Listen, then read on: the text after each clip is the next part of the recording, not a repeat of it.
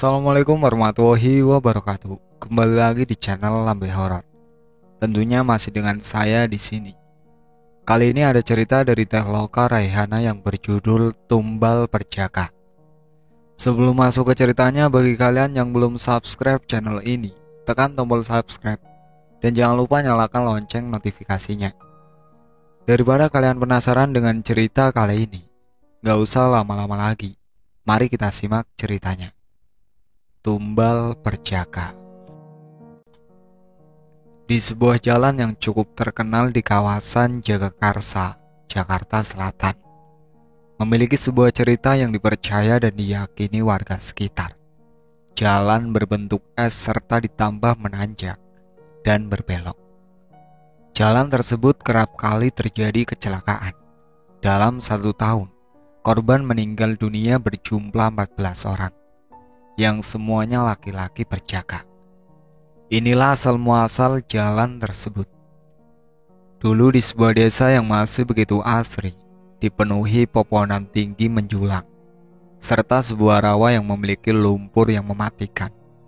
Bisa dibilang, tempat tersebut tak bisa terjamah atau terjangkau karena letaknya yang cukup jauh dari hunian warga desa. Namun siapa sangka, di daerah seseram itu tinggal sebuah keluarga yang memiliki darah Belanda, bernama keluarga Alek Hermawan Lijer, yang merupakan seorang dokter di zaman tersebut. Beliau biasa dipanggil Dokter Lijer. Beliau menikah pribumi bernama Hartanti, merupakan anak tokoh ulama besar. Mereka dikaruniai 7 orang anak yang memiliki keistimewaan luar biasa yang diturunkan dari sang ayah.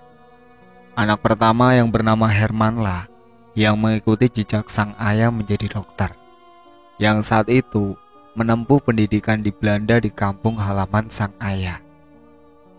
Kehidupan mereka yang terbilang sederhana, jauh dari para penduduk, begitu tentram dan damai. Kehidupan sehari-hari mereka dari hasil pertanian yang Lijer buat untuk memenuhi kebutuhan mereka. Namun sebuah peristiwa tragis di mana seorang warga pribumi yang diam-diam selalu memantau kehidupan dari kejauhan. Pria itu merupakan orang yang lamarannya ditolak oleh Hartanti, sehingga ia harus hidup terasingkan dari penduduk. Karena saat itu siapa yang menikah dengan bangsa Belanda, itu berarti artinya pengkhianat bangsa. Padahal Lijer sendiri merupakan orang yang baik, dermawan, selalu mau menolong warga tanpa pamrih. Karena Hartanti merupakan anak tokoh ulama terkenal, sehingga sang ayah malu dan mengusir Hartanti dari kediamannya. Itulah cinta, rela mengorbankan apapun termasuk keluarga.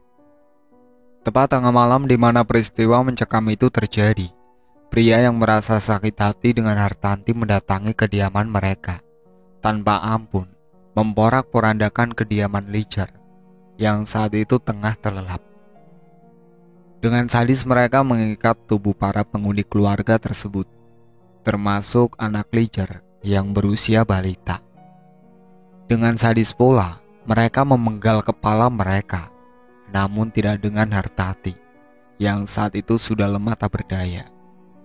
Hartanti diseret ke sebuah rawa yang memiliki lumpur mematikan, kemudian dilemparkan.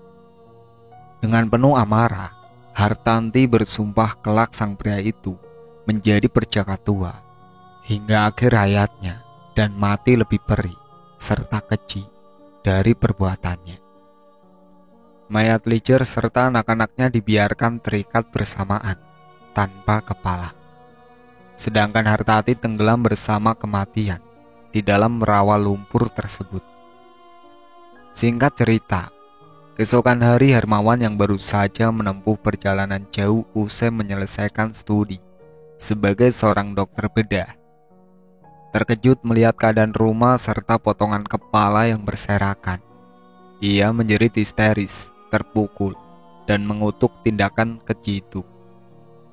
Herman mendatangi keluarga sang kakek dari pihak ibu untuk memberitahukan perihal kematian keluarga. Berjalan cukup jauh sambil memeluk kepala sang ayah untuk menunjukkan kepada sang kakek agar mau memaafkan semua kesalahan dan restui hubungan ayah serta ibunya, dan menganggap sebagai cucu sendiri yang selama ini ia tak dapat kasih sayang dari mereka. "Kakek, kakek, tolong buka pintu. Aku mohon kakek," ucap Herman sambil tersenyum memeluk kepala sang ayah. "Pergi kau bocah sialan, kau bukan dari golonganku. Ibu bukan lagi anakku setelah ia memiliki ayahmu," jawab sang kakek dari dalam rumah. Sedangkan sang nenek hanya bisa menatap pilu keadaan itu. Ingin rasanya ia memeluk tubuh gagah sang cucu yang selama ini ia rindukan. "Kakek, aku datang bersama kepala ayah, berharap kakek memaafkan dan merestui pernikahan ayah ibuku. Mereka sudah tewas dibunuh orang, kek," ucap Herman sambil terduduk bersimpu menangis, membukakan kain yang berisi potongan kepala sang ayah dalam keadaan mata terbelalak pilu, menandakan kematian yang menyakitkan. Mendengar ucapan sang cucu dengan tertatih-tatih membuka pintu rumahnya, ia terkejut akan apa yang ia lihat. Begitupun sang kakek yang berada tepat di belakang sang nenek. "Ya Allah Gusti, apa yang terjadi? Kenapa ini?" tanya sang nenek sambil menangis melihat sang menantu yang hanya potongan kepala. "Aku tidak tahu, Nek. Aku baru saja pulang dari Belanda. Baru tadi pagi tiba di rumah. Keadaannya sudah seperti ini. Tolong aku, Nek. Tolong bantu aku mengurus jenazah mereka. Serta maafkan kesalahan ayah dan ibuku. Aku mohon." "Tak ada seorang pun yang membantuku," ucap Herman sambil bersimpu memohon bantuan sang nenek dan kekasihnya. "Ayo kita berangkat ke rumahmu. Kita urus semuanya. Kakek akan meminta beberapa orang untuk ikut ke sana, membantu mengurus keluargamu," ucap lantang sang kakek. Tanpa menunggu waktu lagi, mereka bergegas ke rumah Herman, termasuk Herman, kakek, dan neneknya. Tepat malam mereka tiba di rumah duka yang begitu gelap. Hanya api obor yang mereka bawa untuk menerangi perjalanan mereka dari rumah sang kakek. Bau amis darah bercampur busuk memenuhi tempat itu. Dengan menahan sedih, pilu, mereka membantu serta mengurus jenazah keluarga Lijer dengan cara dikuburkan tepat di samping rumah mereka. Proses pemakaman itu cukup lama, hingga tengah malam. Proses itu baru selesai. "Di mana jasad air tadi?" tanya sang kakek kepada Herman. "Aku pun tak tahu. Semenjak tiba di sini aku hanya melihat mereka dan sudah telusuri hingga rawa berlumpur itu. Namun aku tak menemukan jasad ibu," jawab Herman sambil berlinang air mata. Akhirnya mereka mengutus untuk berada di rumah Lijer setelah membersihkan sisa-sisa darah yang ada. Setelah dirasa bersih, mereka yang berjumlah 10 orang, termasuk Herman, kakek, dan nenek, tidur di sebuah ruangan yang cukup luas secara bersamaan karena mereka terlalu lelah. Tepat pukul dini hari, Herman terbangun karena mendengar suara wanita yang mirip ibunya memanggil-manggil namanya. "Herman, Herman, anakku, tolong ibu. Di sini dingin, tolong." Suara itu begitu jelas di telinga Herman yang kini terbangun, menatap ke arah sudut ruangan. Tepat di depan pintu rumah, ia melihat sosok wanita berambut panjang, berpakaian putih panjang, dengan keadaan sekujur tubuh basah, serta kaki penuh lumpur. "Ibu, ibu, apakah itu engkau?"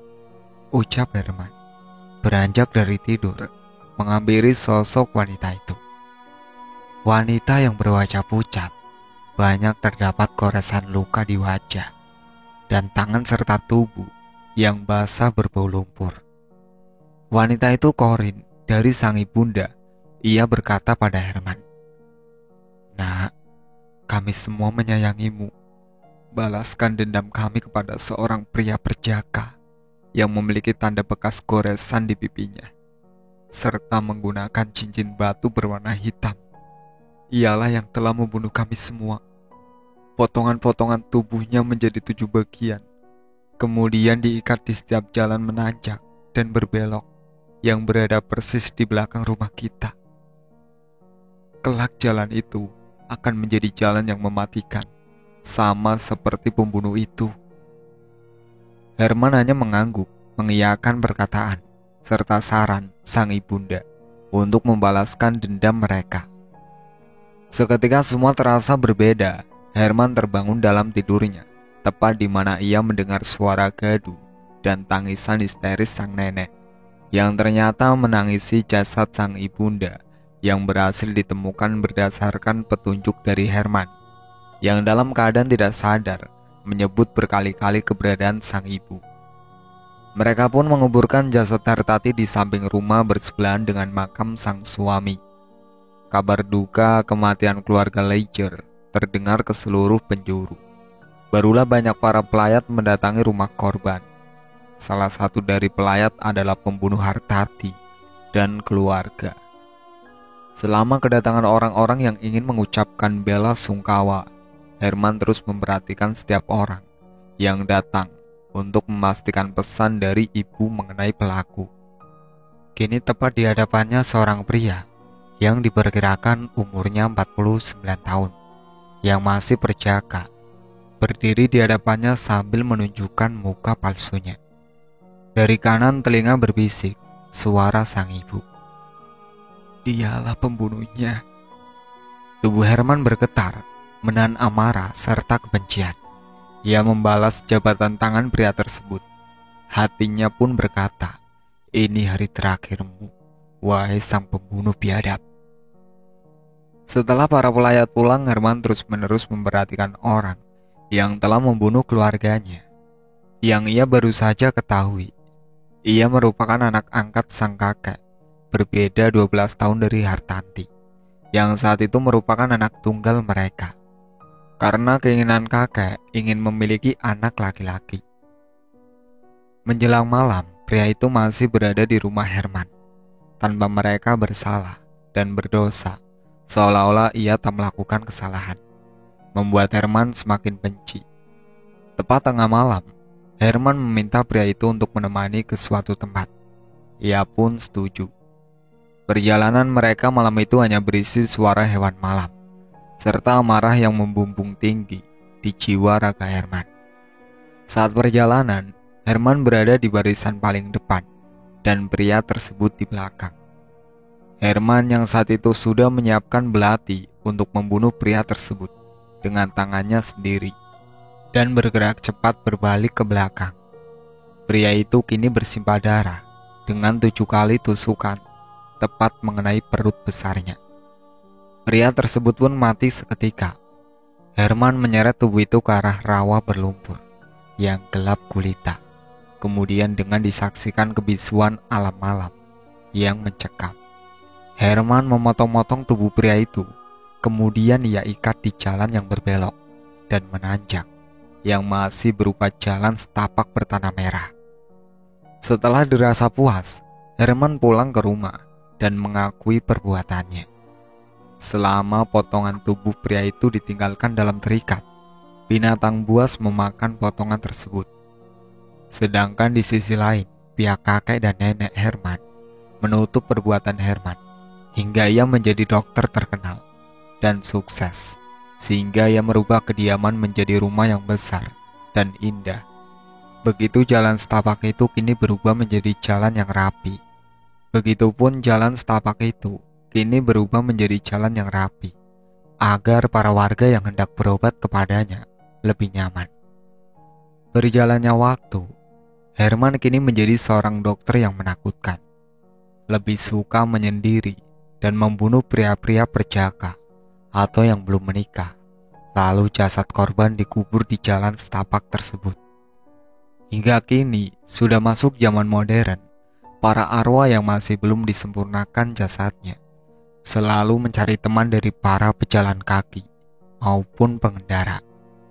Kisah ini diceritakan oleh Herman langsung kepada sang wanita berhijab yang saat itu tak sengaja melintas di jalan tersebut dan dihadang oleh Herman yang sudah menjadi arwah gentayangan karena perbuatan dosa-dosanya. Ya Allah, pakai mati lagi ini motor. Perasaan baru kelar di servis, ucap wanita berhijab itu, yang tanpa ia sadari ada Corin Herman yang terus berjalan mendekatinya. Motornya mati ya mbak? Mau saya bantuin? Tapi nanti mbak bantuin saya juga, biar saya tenang, ucap sosok Corin Herman. Mbak, manggilnya sok kenal deh lo. Ini teteh, nggak lihat kece gini, jawab wanita berhijab itu sambil mengeluarkan singkong rebus kesukaan di saat-saat seperti ini. Oh iya, teteh, pantesan manis kayak gulali, ledek sosok Herman itu dengan menggunakan jas dokter yang lusuh. Sok kenal, situ demit ya? Kok pucet banget? Terus jelek sih? Tanya wanita berhijab itu sambil memasukkan potongan singkong rebus miliknya. Iya teh, saya demit yang tak bisa kembali karena dosa-dosa serta aib saya yang belum terungkap. Tolong bantu saya ingin pulang dengan tenang, ucap sosok Herman yang kemudian menunjukkan siapa ia sebenarnya. Setelah cukup lama terdiam menyaksikan apa yang ia lihat, dengar, dan penuh ketakutan, sosok wanita berhijab itu mengambil HP dari dalam tasnya, kemudian menghubungi adik sepupu yang merupakan aparat negara. Singkat cerita, sang sepupu datang. Ia terkejut melihat sang teteh berada di dalam rumah kosong yang besar, terduduk tepat di bawah pohon sambil menangis dan memeluk kotak makan berisi singkong rebus kesukaannya. Dari balik pagar besi tinggi menjulang rumah kosong kediaman Herman, sang sepupu memanggil sang wanita serta mencari cara agar bisa ke dalam rumah kosong tersebut. Dibantu beberapa anggotanya serta warga sekitar, gerbang rumah besar itu dapat dibuka. Sang sepupu berlari menghampiri sang teteh yang masih ketakutan, bergetar hebat. Untuk menenangkan sang teteh, sepupu memberikan air putih yang memang ia siapkan setiap kali sang teteh dalam keadaan seperti ini, agar teteh tetap bisa kontrol dirinya. Lo ngapain manjang di rumah kosong gelap begitu? Di bawah pohon sawo? Gak lihat tuh, demi di atas lo. Kenapa, Om? Tanya sang sepupu ke wanita berhijab itu. Ente kira teteh mau begini? Mana aku tahu kalau habis traveling nyangkutnya ke sini. No lihat, motor kesayanganku aja ada di sana. Sekarang masa aing ada di sini? Terus itu tadi pagar yang ente masuk kan digembok. Jelas sang teteh kepada sang sepupu. Alhamdulillah teteh masih selamat. Beberapa orang yang katanya orang pinter gak bisa lagi ditemukan setelah masuk ke dalam rumah kosong ini, ucap salah satu warga setempat. Jangan bongkar kasus ini kalau kamu mau selamat, ucap sosok tua yang berada di lantai atas rumah tersebut, terdengar jelas oleh mereka semua. Kenapa? Bukannya sebuah kebatilan harus diungkap, walaupun menyakitkan, ucap sang wanita berhijab itu kepada sang kakek tua.